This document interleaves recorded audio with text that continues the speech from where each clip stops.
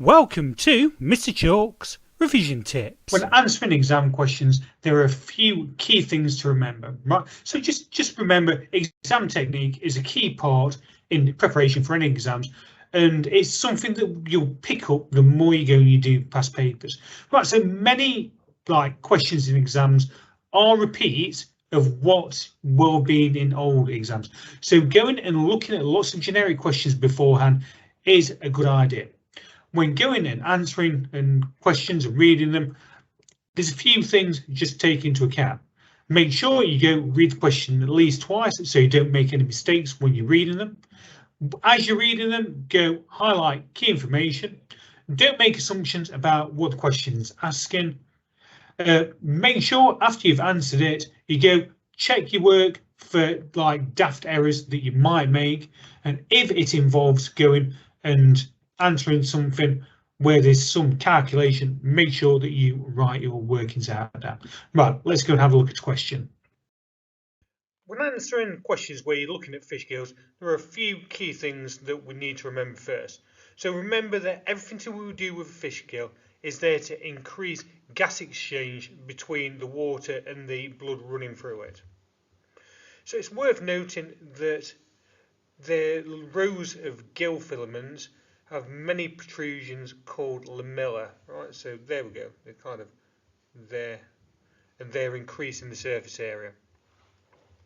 So the gills have numerous folds that go and give them a very large surface area. Remember, whenever we're talking about gas exchange, always go and talk about surface area, and it increases the surface area to volume ratio.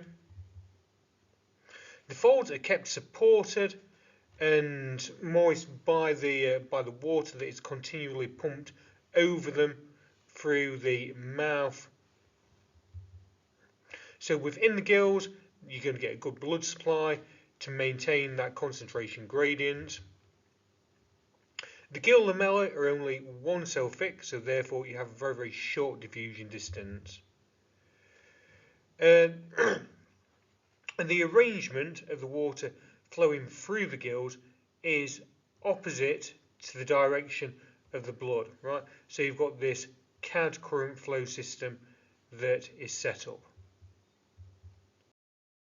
So we go and have a look at this question. So quite often they will go and give you some sort of a picture of a gill that you will need to look at. Remember that if you're talking or if you're looking at a picture of a gill, they'll usually ask you what you can see. So figure 1.1 shows a microscopic image of part of a fish gill. So explain, being the key part, how figure 1.1 shows that gills are adapted for efficient gas exchange. So it's the fact that you're talking about the adaptations of them.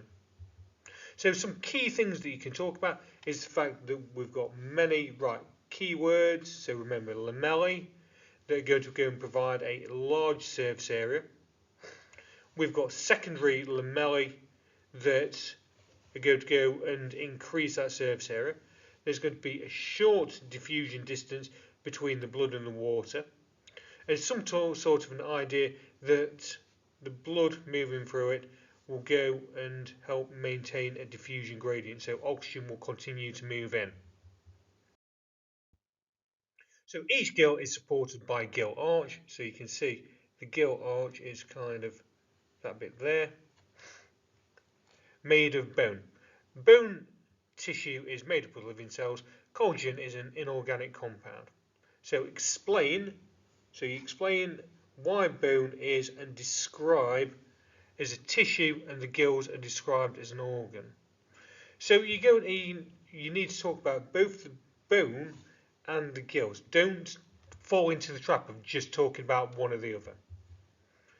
So it's worth noting down that a tissue has just one or few types of cells and performs relatively few functions.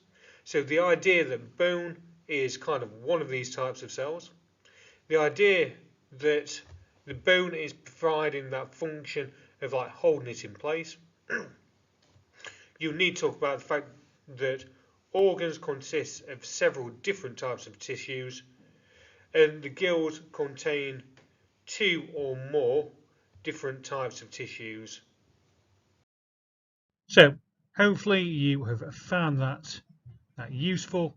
If you've got any questions, then drop it in the comments below, and we'll be uploading a lot more. Right, good luck, folks.